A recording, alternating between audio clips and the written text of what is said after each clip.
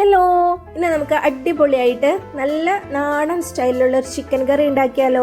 അതിനായിട്ട് 2 kilo chicken നന്നായിട്ട് കഴുകി ക്ലീൻ ചെയ്ത് വെച്ചിട്ടുണ്ട്. വെള്ളം വാലാനായിട്ട് സ്ട്രെയിനറിലാണ് വെച്ചിരിക്കുന്നത്.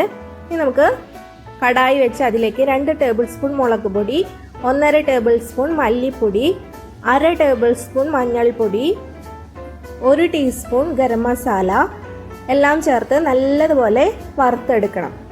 ലോ ഫ്ലെയിമിലിട്ട് നല്ലതുപോലെ ഇളക്കി വറുത്തെടുക്കണം.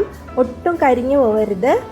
കരിഞ്ഞു പോയാൽ നമ്മുടെ കറിയുടെ ടേസ്റ്റ് മാറിപ്പോവും.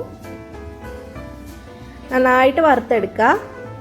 ഇനി ഇത് നമുക്ക് ചിക്കനിലേക്ക് ചേർത്ത് കൊടുക്കാം.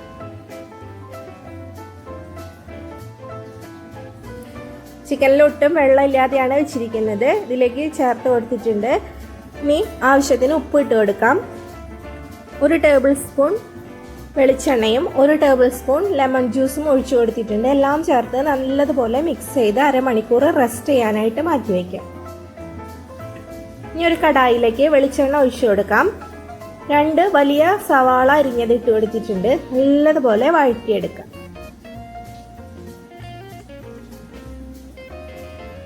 സവാള നന്നായിട്ട് വഴന്നു വരുമ്പോൾ നമുക്കിതിലേക്ക് ഇഞ്ചിയും വെളുത്തുള്ളിയും കുരുമുളകും കൂടി ചതച്ചതാണ്, 10 അല്ലി വെളുത്തുള്ളിയും 1 വലിയ കഷ്ണം ഇഞ്ചിയും 2 ടേബിൾ സ്പൂൺ കുരുമുളകും കൂടി മിക്സിയുടെ ജാറിലിട്ട് നല്ലതുപോലെ ചതച്ചെടുത്തതാണിത്.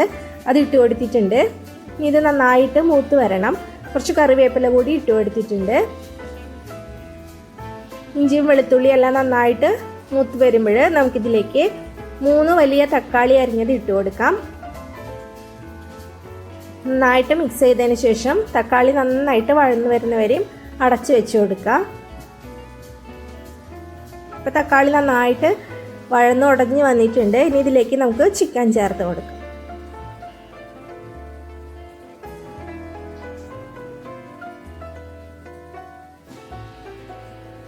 നല്ലതുപോലെ ഒന്ന് മിക്സ് ചെയ്ത് കൊടുക്കുക.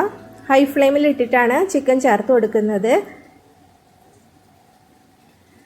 നന്നായിട്ടൊന്ന് മിക്സ് ചെയ്ത് കൊടുക്കുക. അതിന് ശേഷം ഒരു 5 മിനിറ്റ് കഴിയുമ്പോൾ വീണ്ടും ഒന്നുകൂടി ഒന്ന് മിക്സ് ചെയ്ത് കൊടുക്കുക. ഇങ്ങനെ ഒരു 10 മിനിറ്റ് ഹൈ ഫ്ലെയിമിൽ വെച്ച് കൊടുത്താൽ നമ്മുടെ ചിക്കനിൽ നിന്നുള്ള വെള്ളം ഇറങ്ങി വരും.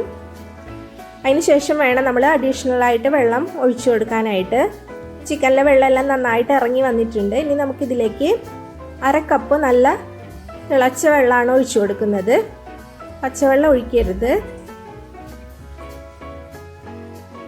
ഒഴിച്ചു കൊടുത്തതിന് ശേഷം നല്ലതുപോലെ ഒന്ന് മിക്സ് ചെയ്ത് നമുക്കിനി ഇത് അടച്ച് വെച്ച് മീഡിയം ഫ്ലെയിമിൽ വേവിച്ചെടുക്കാം. ഒരു 15 മിനിറ്റ് വെച്ചിട്ടുണ്ട്. അതിനുശേഷം തുറന്ന് നന്നായിട്ടൊന്ന് മിക്സ് ചെയ്ത് കൊടുക്കുക. വീണ്ടും ഒരു 5 മിനിറ്റ് കൂടി അടച്ചു വെച്ച് കുക്ക് ചെയ്തിട്ടുണ്ട്. നന്നായിട്ട് കറക്റ്റ് ഗ്രേവിയൊക്കെ ആയിട്ട് ചിക്കൻ നന്നായിട്ട് കുക്കായിട്ട് വന്നിട്ടുണ്ട്. ഉപ്പ് എരിവെല്ലാം കറക്റ്റ് ആണോ എന്നൊന്ന് ചെക്ക് ചെയ്ത് നോക്കുക.